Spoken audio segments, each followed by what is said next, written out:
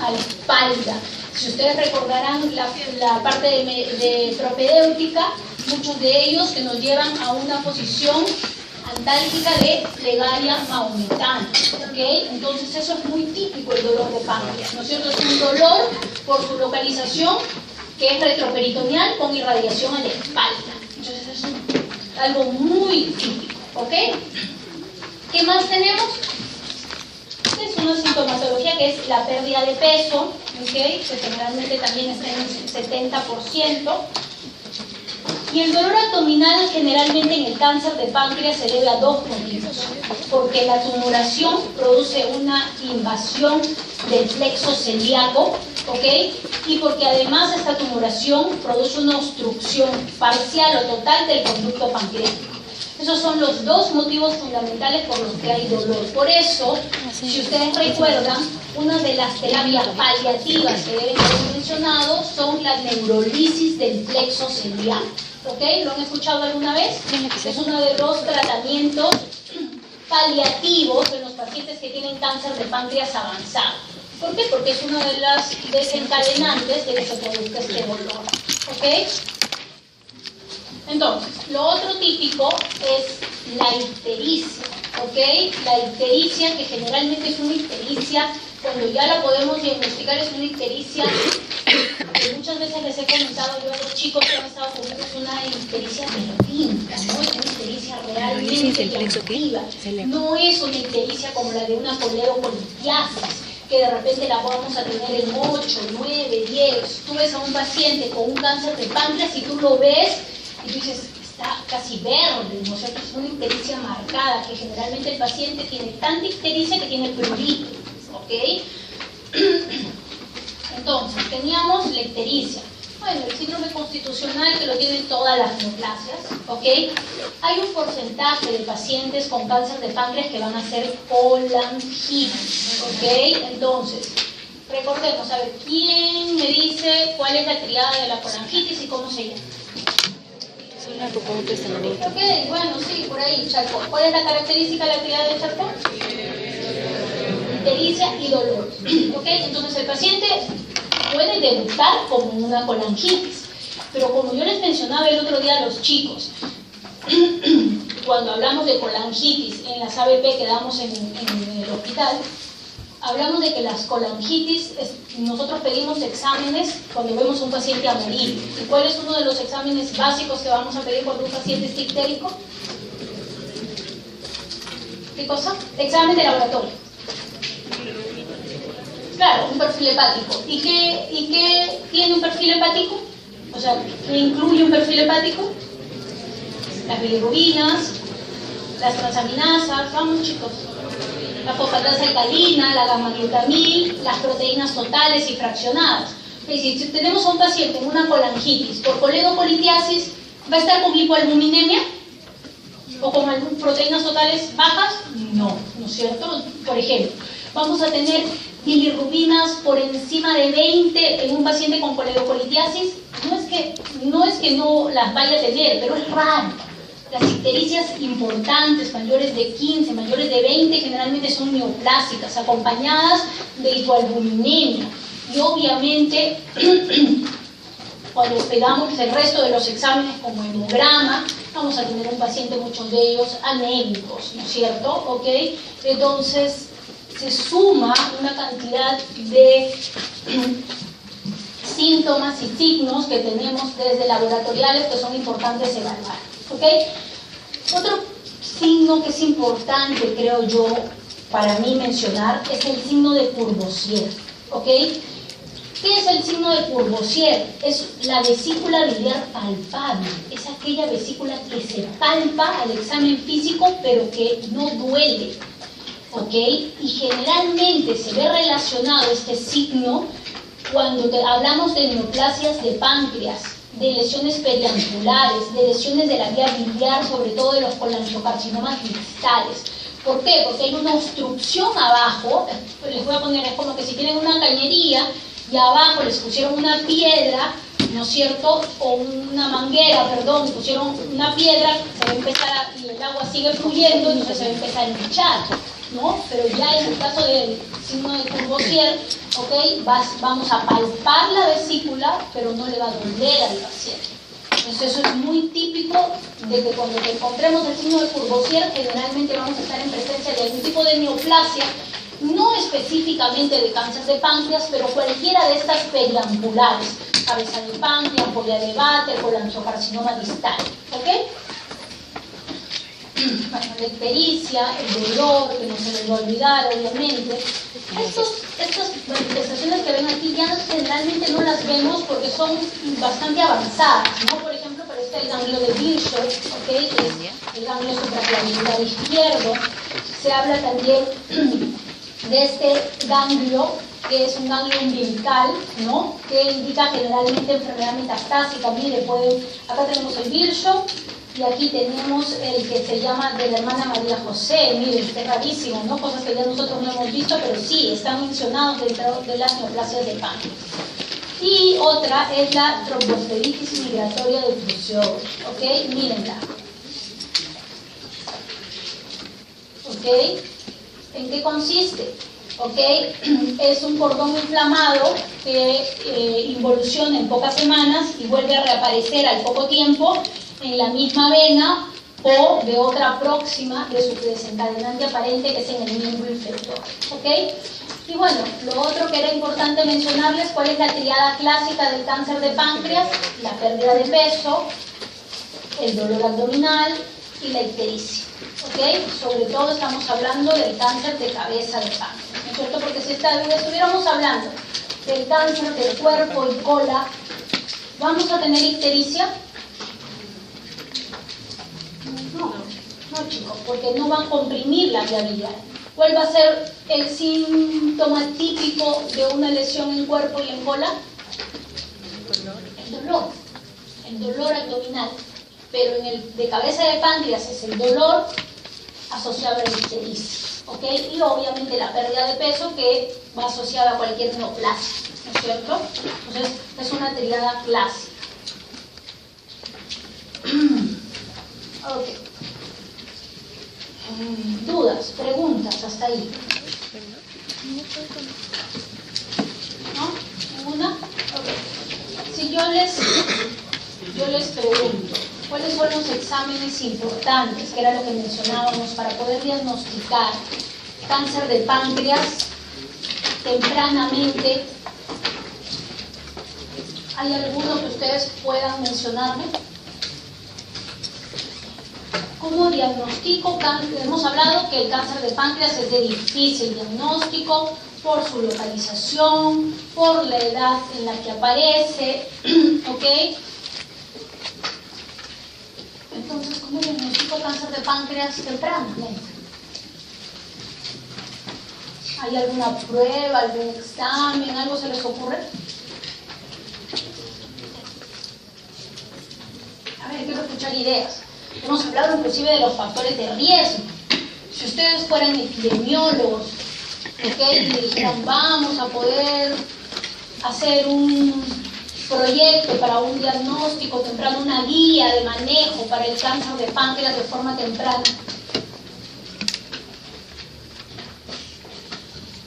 ¿No? ¿Nada? ¿Ideas? ¿Cuáles son los mejores exámenes de imágenes para poder evaluar páncreas?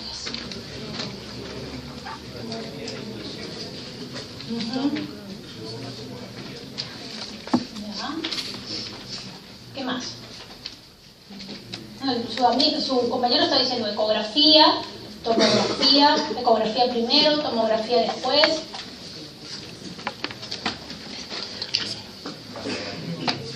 ¿Qué exámenes conocen ustedes para evaluar páncreas?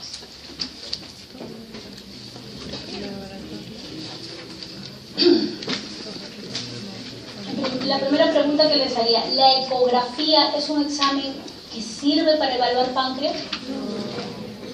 No. ¿Okay? No, la ecografía tiene una sensibilidad muy baja. Si bien es cierto, no es que no pidamos una ecografía ante un paciente ictérico, Obviamente, ante un paciente ictérico que llega a la emergencia o llega para estudio de la ictericia, claro que vamos a pedir una ecografía, pero para tener, es decir, como para hacernos una idea general de lo que puede estar sucediendo en todo lo que es la vía biliar y páncreas, pero no porque sepamos que la ecografía nos va a dar una imagen buena de páncreas. De hecho, es muy baja su sensibilidad, menos del 20%, posiblemente menos de un 10%. Pero la ecografía no es un examen que nos sirva para poder ver páncreas. ¿Cuál es el examen ideal o los exámenes, son exámenes, es un solo examen para poder ver páncreas, el examen de imagen?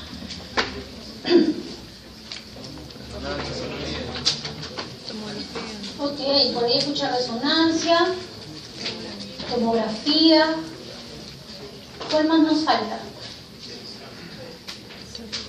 Ecografía. No, dijo que no. Recordemos que durante mucho tiempo, la tomografía ha sido el gol estándar para el diagnóstico de cáncer de páncreas. De hecho, creo que sigue siendo. Creo no, sigue siendo. La tomografía de abdomen,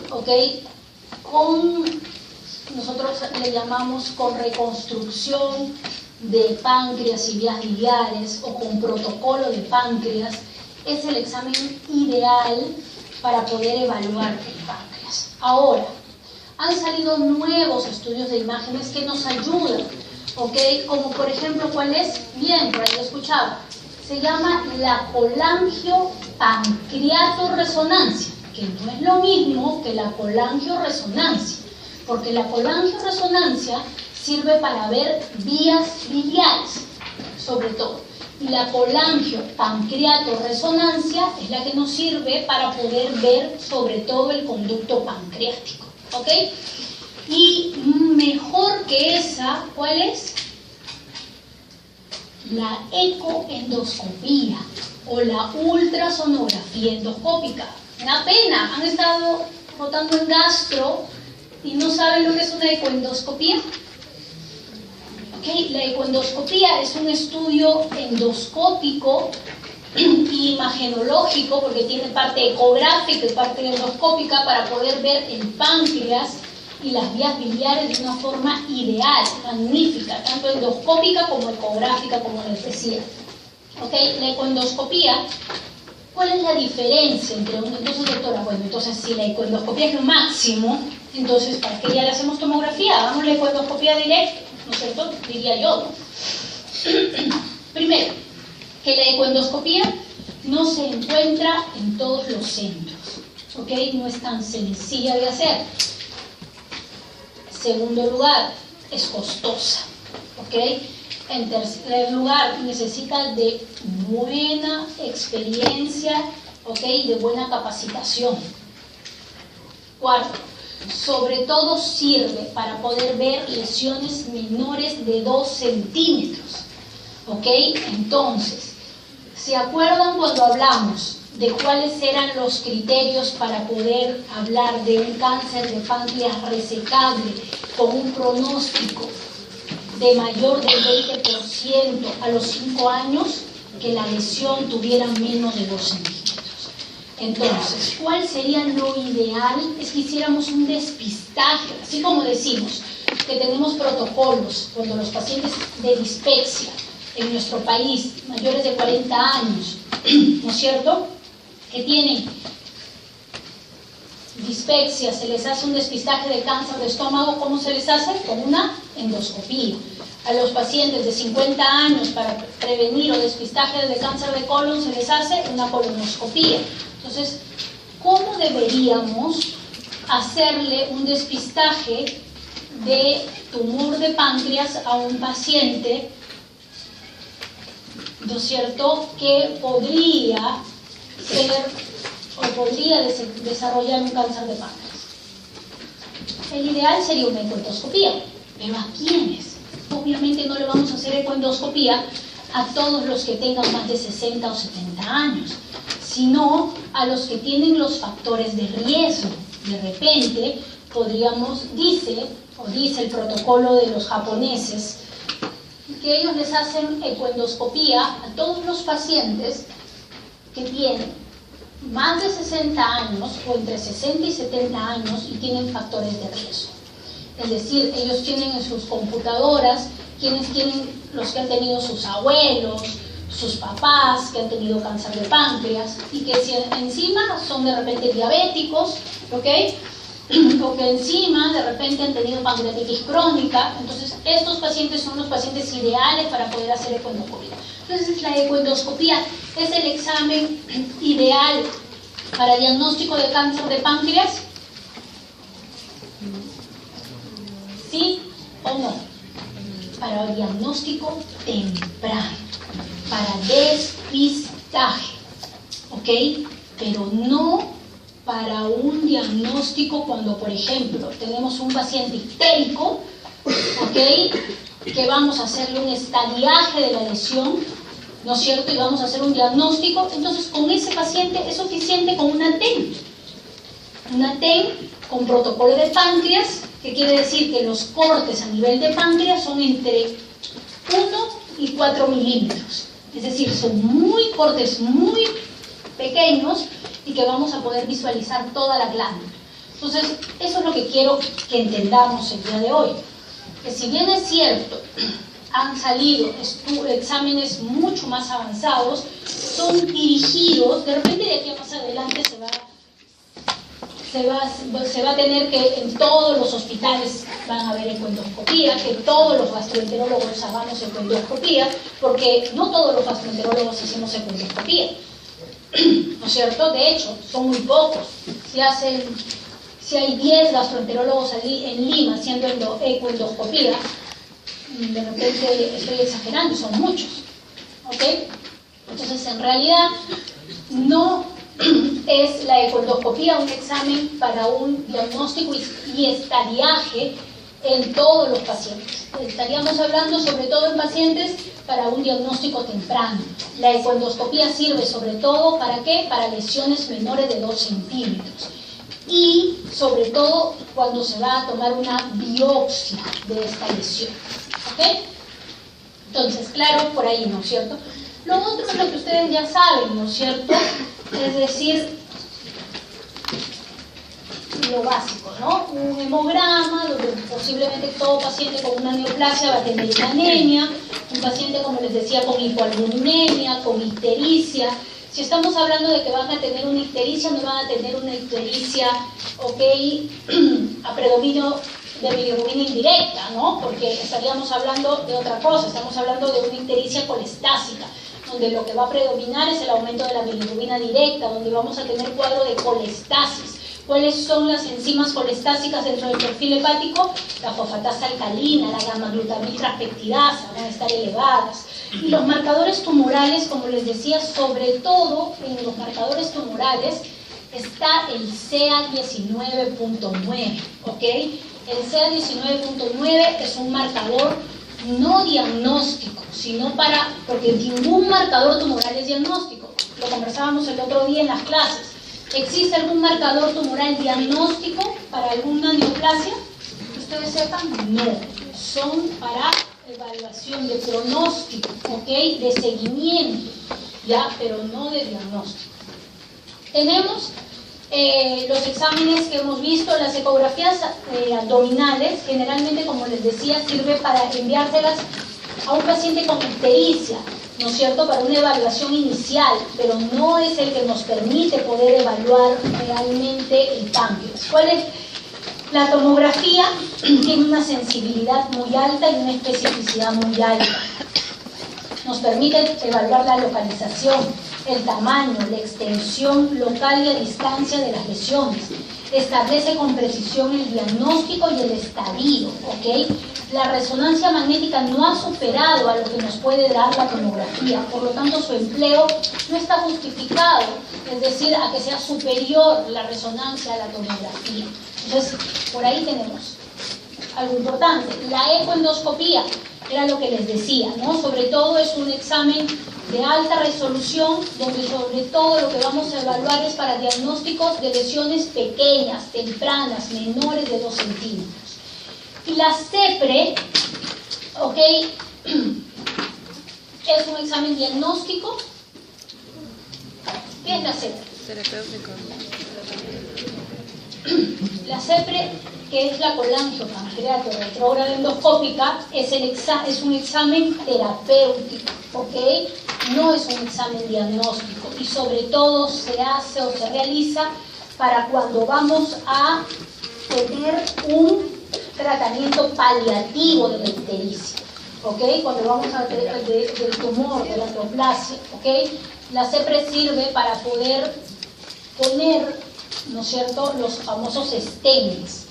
Si los tumores de cabeza de páncreas están comprimiendo la vía biliar, ¿ok?, tenemos que ver una forma de cómo, valga la redundancia, se desagüe todo lo que es el conducto pancreático, el conducto biliar, lo que es el colédoco. Entonces, generalmente lo que vamos a lograr colocar ahí son los stents. ¿Qué son los stents? Son pequeños tubitos que pueden ser de plásticos o metálicos que colocamos en la vía biliar para poder hacer que la bilis pueda correr hacia el duodeno, ¿ok? Y evitar que la tumoración de la cabeza de páncreas siga desplazándolo y obstruyendo la vía biliar, ¿ok? Entonces, ¿qué cosa es importante, no es cierto? Decíamos, para el diagnóstico, o si es necesario la confirmación citológica y histológica, la podemos hacer por dos vías: la tomografía y la ecoendoscopía, ¿ok?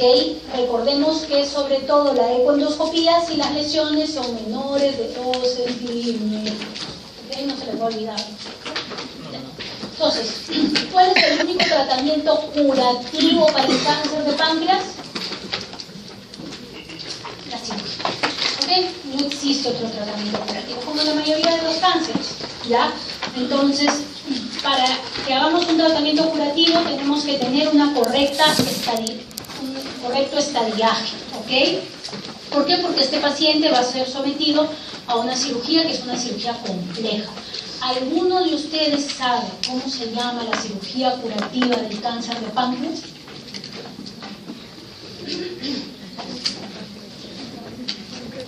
Muy conocida, ¿eh? Es muy conocido el nombre, o por lo menos yo estoy segura que todos lo han escuchado alguna vez.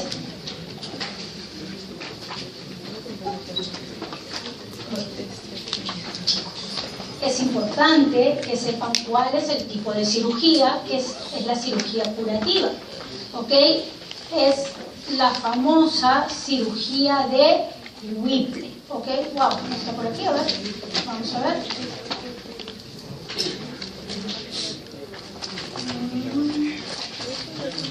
Vamos por acá, creo que ok, la cirugía de Whipple. Esa es la cirugía curativa del cáncer de páncreas. ¿En qué consiste la cirugía de Whipple? Incluye, es tan amplia, ¿ok?, que generalmente antes se demoraba, ¿ok?, un aproximado de más de 5 horas, ¿ok? Actualmente ya se demora un aproximado de 3 horas. No todos los centros que tienen centros quirúrgicos, o sea, no todos los hospitales pueden hacer una cirugía de Whipple. Se hace Whipple solamente o están,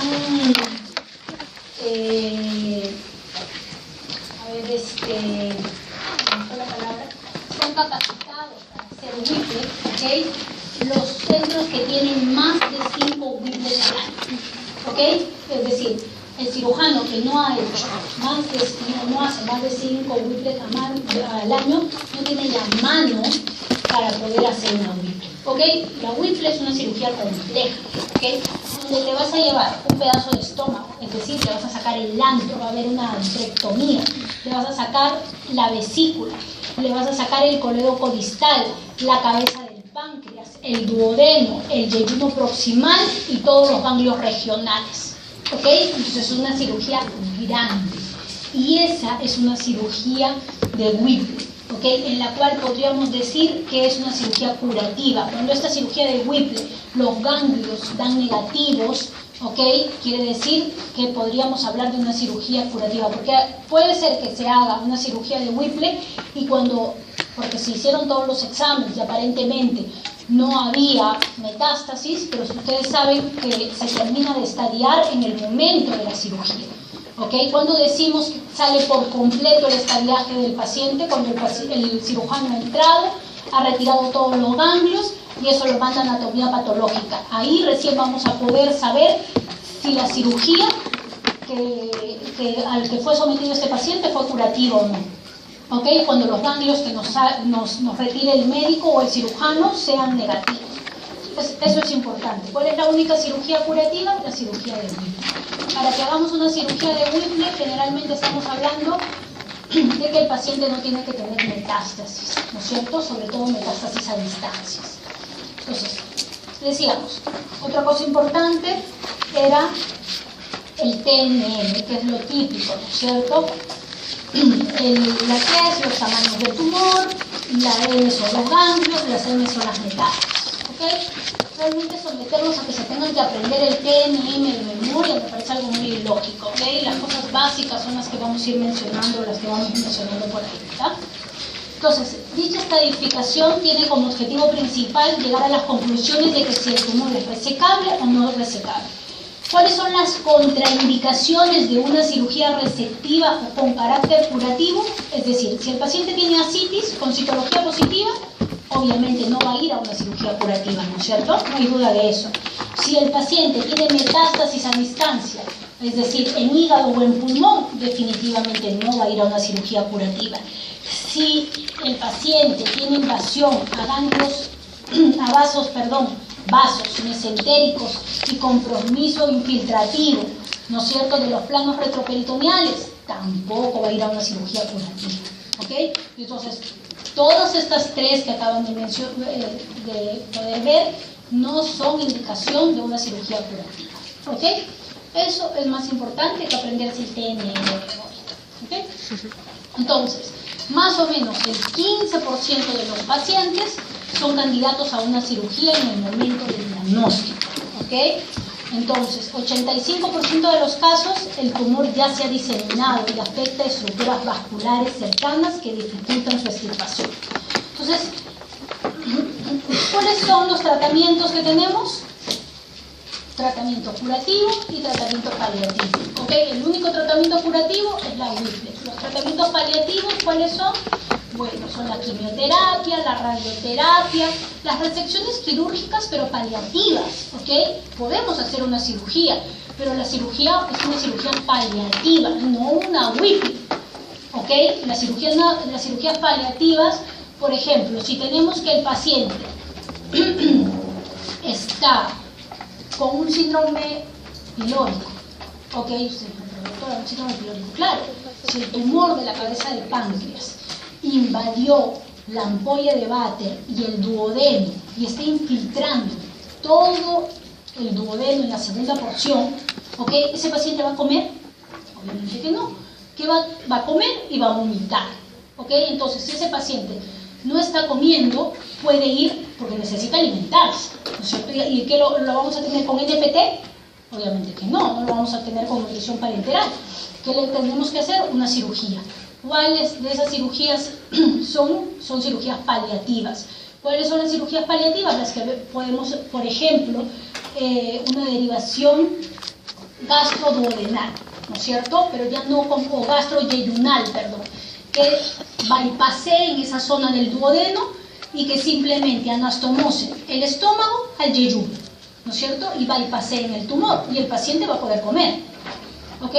Esa es una cirugía. Pero ahora, si el paciente está muy venido a menos, es un paciente que tiene metástasis pulmonar, con dificultad respiratoria, además de eso no come y además de eso está ictérico, tiempo de vida posiblemente menos de 6 semanas, ¿cuál es el tratamiento que vamos a darle a ese paciente para que se alimente? Ahí la cirugía, que sería una cirugía paliativa, sería una yeyunostomía, es decir, simplemente le aboco el yeyuno, ¿ok?, hacia afuera y por ahí se alimenta, ¿ok?, bypasseando la lesión del tumor, ¿no? Y ese paciente no va a volver a comer por la boca, ¿no es cierto? Entonces son cirugías paliativas, que no quiere decir que no se van a poder hacer en el paciente con cáncer, ¿ok? La quimioterapia y la radioterapia, chicos, muy pocos resultados, ¿ok? Muy pocos resultados con quimioterapia y con radioterapia. ¿Qué otros tratamientos paliativos tenemos? ¿Ok? Los tratamientos, esos son los diferentes Whipple. Antes que se me olvide, que eso sí también, bueno, es importante mencionar. ¿Qué complicaciones pueden tener una cirugía de Whipple? Pueden hacer fístulas, pueden hacer sepsis, pueden hacer una dehiscencia de las suturas, puede hacer que cuando anastomosen estas suturas el paciente tenga hemorragia, puede haber una infección de la herida, puede haber falla respiratoria, ¿ok? Son complicaciones de una cirugía grande, de una cirugía amplia, ¿ok? No sé si por aquí, ok. Cuando estamos en estadios también avanzados, es importante que recordemos que de acuerdo a cada sintomatología del paciente, está dirigido este tratamiento paliativo, que era lo que les decía, ¿no es cierto? Por ejemplo, en el caso de los vómitos, estaba en el tema de las cirugías como la gastroyelunostomía o para poder alimentarse o una yelunostomía. Cuando estamos hablando de colestasis o inclusive de colangitis, estamos hablando de dos tipos de tratamientos paliativos que pueden ser quirúrgicos, que son las derivaciones biliodigestivas, es decir, van a buscar el hepático directo al yeyuno, ¿ok? Ya no vamos a tener hepático común, colédoco, que se une con el cístico, no, se van a ir arriba y lo van a unir con el yeyuno para que puedan desobstruir. Pero chicos, generalmente, les vuelvo a repetir, cuando nos encontramos con estos pacientes, nos encontramos pacientes muy venidos a menos, que para que soporten alguna de esas cirugías, aunque no son Whipples, ¿ok?, son difíciles. Entonces la mayoría de estos pacientes con tratamiento paliativo para la colestasis van a CEPRE, ¿ok?, que es más sencillo, menos invasivo, ¿ok? Se les coloca un stent a nivel de la ampolla de Vater, el colédoco distal, ya sea un stent de plástico o un stent metálico, y vamos a mejorar la colestasis de acuerdo al tiempo de vida que ellos tienen, ¿ok? Cuando les hablaba del dolor, recordemos, ¿se acuerdan del dolor? Cuando hablábamos del dolor hablábamos de, sobre todo, lesiones en el cuerpo y en la cola, y vamos a hablar de una neurolisis del plexo celíaco, porque dijimos que el plexo celíaco era uno de los causantes del dolor, ¿no es cierto? ¿Ok?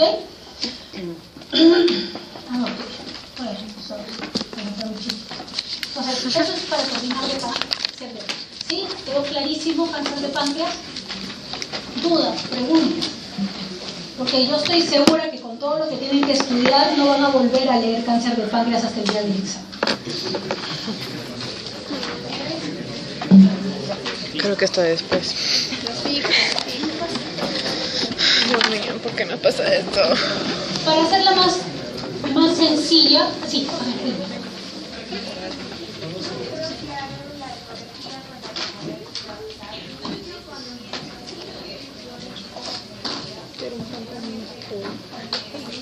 Con ictericia. Generalmente estamos hablando de una ecografía abdominal, ¿no? No estamos hablando de una ecoendoscopía, ¿no? ¿Ok? La pregunta va por ahí ya. Entonces, cuando estamos hablando de un paciente que viene con ictericia, ¿ok?, y dolor abdominal, obviamente, por lógica, vamos a pedir como primer examen una ecografía. Pero la ecografía no le estamos pidiendo para poder evaluar páncreas, ¿ok? Estoy pidiendo la ecografía para tener una imagen en general de lo que hay dentro de la cavidad abdominal, ¿ok? Pero no porque me va a ver pan. Entonces, si viene un paciente con dolor e ictericia, lo primero que vas a pedir es, obviamente, un perfil hepático, un hemograma, una ecografía abdominal, es lo típico. Pero a lo que yo voy es, si les preguntan en el examen, ¿cuál es el método diagnóstico, el estudio de imagen diagnóstica, ¿no es cierto?, ideal para evaluar el páncreas? ¿Cuál es? Tomografía. La tomografía, ¿ok? Si queremos evaluar lesiones pequeñas, menores de 2 centímetros en el páncreas, ¿cuál es el examen ideal? Ecoendoscopía. ¿Cuál es el examen ideal para estadiaje de cáncer de páncreas? La tomografía. ¿Ok, chicos? A eso iba, ¿ya? ¿Cuál es el tumor más frecuente histopatológicamente en el páncreas? El del adenocarcinoma ductal, ¿ok? ¿No es cierto? ¿Cuál es el único tratamiento curativo para el cáncer de páncreas? Whipple. La cirugía. ¿Cuál es la cirugía? ¿En qué incluye una cirugía de Whipple? Extracción de... Es importante que se lo sepa, ¿ya? ¿Okay?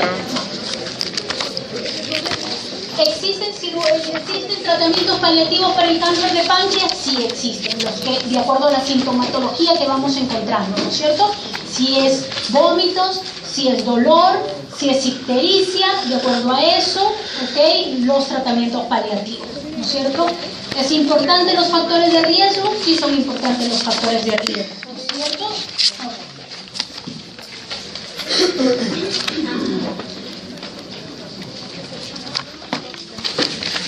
Ok, eso es lo importante. La imagen que ven ahí es la imagen más importante para hablar de cáncer de vías biliares. ¿Ok? Que se sepan la anatomía de la vía biliar, que fue lo que les mencionaba yo el otro día a los chicos, lo que les he mencionado, no sé, creo que por ahí están los chicos que han hecho ABP conmigo sobre vía biliar. Entonces, esto es lo importante para poder evaluar vía biliar, sabernos la anatomía.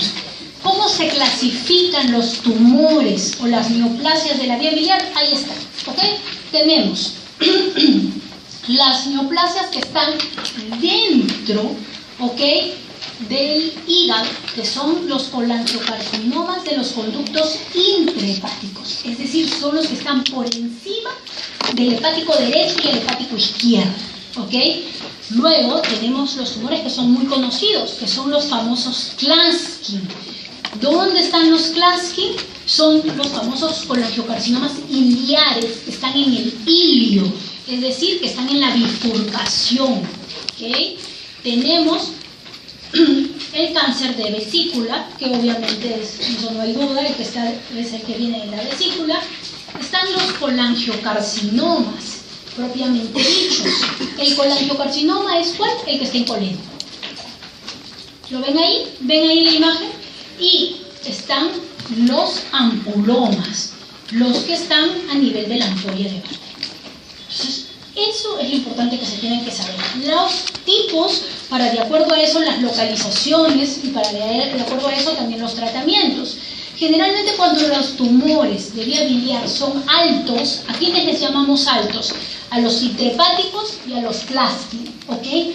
Los tratamientos son más complicados, son más difíciles, ¿ok?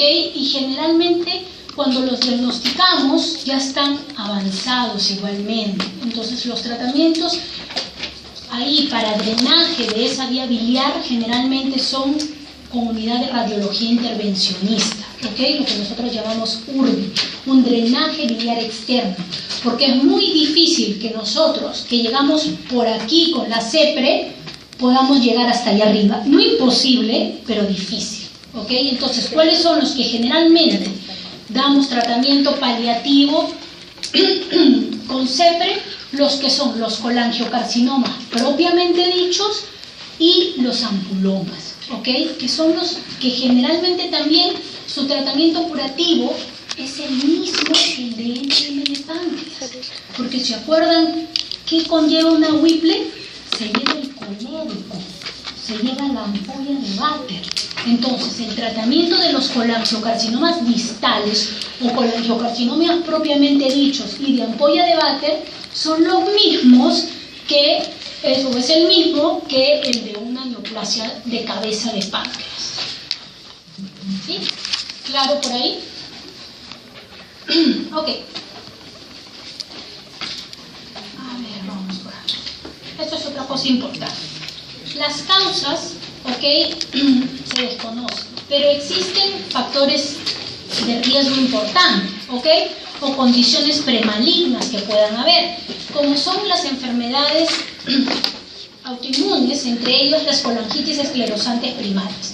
Es decir, los pacientes que tienen colangitis esclerosante primaria es con más frecuencia que van a tener o tienen mayor riesgo, disculpen, de hacer alguna neoplasia de la vía biliar, ¿ok? También es importante que sepan los bichos que pueden meterse a la vía biliar y que se dice que pueden tener predisposición para poder hacer cáncer de páncreas. Están esos raros que ven ahí, el Opistorchis viverini y el Clonorchis sinensis, están relacionados con cáncer de la vía biliar. Y no es infrecuente, por lo raro que parezcan que los escuchamos, están relacionados con un cáncer de la vía biliar. También están las exposiciones a algunas sustancias, pero sobre todo las dos primeras. Entonces, las extrahepáticas, las lesiones como los cánceres de vía biliar se clasifican en extrahepáticas e intrahepáticas. ¿Okay? Las extrahepáticas, aunque no lo vean, también está Klatskin, ¿okay? Que son las que están a nivel de la bifurcación. ¿Okay? Ya lo que está por encima de la bifurcación, ¿no? Son los cholangiocarcinomas intrahepáticos, que como les decía son mucho más raros. ¿Okay? Dentro de la clasificación de Klatskin tienen esos tipos, ¿no es cierto? Tipo 1, la que está en el hepático común, la tipo 2, que está entre el hepático y la bifurcación, tenemos los 3A, que va hacia el hepático derecho, también aparte de lo anterior tomado, el 3B hacia el hepático izquierdo, y el 4 es el que ha tomado todo. ¿Ok? Como les decía, generalmente, ¿cuál es lo más frecuente? La ictericia. También va a haber un dolor abdominal, pero no es un dolor abdominal típico como el del cáncer del páncreas. ¿Ok? También puede haber el signo de Courvoisier, porque recordemos que ¿qué era el signo de Courvoisier? Vesícula palpable. La vesícula palpable, pero indolora. ¿Ok? No se olviden de eso. ¿Ya? Y los exámenes de laboratorio, también dentro de los marcadores tumorales está el CA19.9, pero no es diagnóstico, recordemos, simplemente nos sirve para seguimiento. ¿Y cuál es el examen de imagen ideal para ver la vía biliar? Ecografía. ¿Signo de qué? Curvación. Ahí sí no hay duda, ¿eh? ¿Cuál es el examen ideal para poder ver la vía biliar? Cholangioresonancia, sí, no hay duda, ¿okay? Es como cuando ponen su Waze, ¿okay? Y siguen toda la ruta, igualito es la cholangioresonancia, nos permite ver todo el colecto, colehepático, todo. Entonces, cuando hay una obstrucción o sospecha de la vía biliar, lo tienen ahí. ¿Cuáles son los exámenes que se solicitan? Puede ser cualquiera de esos. De repente, donde estamos, que nos ha pasado, un ejemplo, yo trabajo, por ejemplo, en el Hospital Barton del Callao, ¿okay? Que es un hospital, creo que son ustedes saben de esas batas blancas, que es un convenio español con el Seguro Social, y hay de todo, es como una clínica, pero como es un nivel menor, ¿okay? Al Rebagliati y al Almenara, no tienen cholangioresonancia, tienen hasta tomografía. Entonces, por ejemplo, muchas veces, si yo no tengo a la mano pedir una cholangioresonancia, era lo que le conversaba a la doctora, puedo pedir una ecografía, puedo pedir una tomografía, pero no quiere decir que sea el examen ideal. Es un estudio de imagen que puedes tener a la mano, que lo puedes solicitar, que te va a dar una idea, pero no es cuando, si te preguntan, ¿cuál es el examen ideal para ver la vía biliar? Ahí sí no hay duda, es la cholangioresonancia. La ecografía y la tomografía nos puede dar idea, pero no es el examen ideal. ¿Cuál es el ideal? La cholangioresonancia. De acuerdo a lo que nos diga la cholangioresonancia y al estadiaje que podamos hacer, vamos a decidir si el tratamiento es curativo o si el tratamiento es paliativo. Y si el tratamiento es curativo, ¿ok? ¿Cuál es? Si estamos hablando de un colangiocarcinoma propiamente dicho, de un ampuloma, ¿ok? Una cirugía de Whipple. Si es por encima, estamos hablando de cirugías que van con hepatectomía, ¿ok? Porque están metidas dentro del hígado, ¿ok? Y si es un tratamiento paliativo, ¿ok? Dentro de ellos tenemos que podemos hacer la IRCP, ¿ok? La CEPE. ¿Para qué? Para el drenaje de esta vía biliar, que generalmente se hace con stent, como les decía, puede ser de plásticos o metálicos. ¿Ok? Ampolla de Barton. Ese es un ampulón. No, me perdí. No, se retrasó. Ok, ese. ampuloma, ¿cómo vamos a hacer el diagnóstico de un ampuloma? Ya tenemos que el diagnóstico de un tumor de cáncer de páncreas lo vamos a hacer con una tomografía. Que un diagnóstico para una neoplasia de vía biliar lo vamos a hacer con colangioresonancia. ¿Cómo vamos a diagnosticar un ampuloma? A ver, escucha. ¿Qué le pide? Diagnóstico, estamos hablando.